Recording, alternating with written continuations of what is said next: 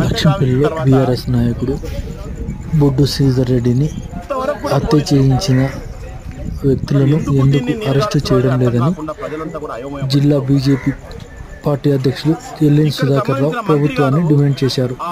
Police అధికారులు ఎందుకు నిర్లక్ష్యం చేస్తున్నారని ఆయన ప్రశ్నించారు. సొల్లు మాటలు మాట్లాడి బాధ్యతారహితంగా ప్రవర్తించి కుటుంబాన్ని పరామర్శించకుండా అనుమానాన్ని చాలా పెద్ద ఎత్తున రేకెత్తించే ప్రయత్నం చేశారు.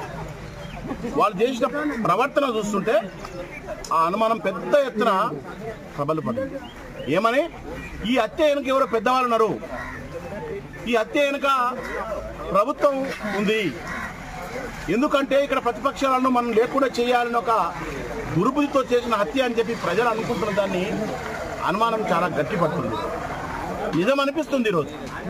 ఎందుకంటే 9 నెలల అయిన తర్వాత కూడా కొంచెం కూడా దానికి సంబంధించినటువంటి ప్రోగ్రెస్ లేకపోవడం చాలా సిగ్గుచేటు.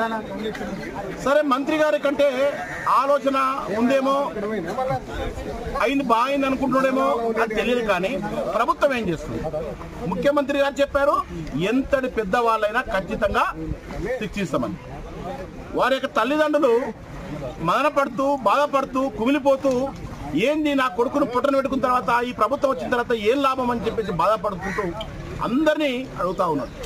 రాజకీయ నాయకులను, లీడర్లను, కోర్టును, పోలీసులను. అయినా కూడా ఇంతవరకు చీమ కుట్టినట్టుగా ప్రభుత్వానికి లేదు. ఇది ఎంత దారుణం! ఇది అందరం ఖండించాల్సింది. సభ్య సమాజం సిగ్గుపడాలి. ఈ ప్రభుత్వం వచ్చిన తర్వాత ఇంత దారుణం అవుతా అని చెప్పేసి అందరూ ఆలోచించారు. ప్రభుత్వం ఎట్లా విఫలమైపోయింది. అయ్యా మంత్రి గారు, మీరు ఒక్కసారి దీన్ని పట్టించుకోండి. మీరు మంత్రి, కొల్లాపూర్ తాలూకా మంత్రి, అందరికీ మంత్రి అనే విషయాన్ని ఒక్కసారి గుర్తు చేసుకోండి.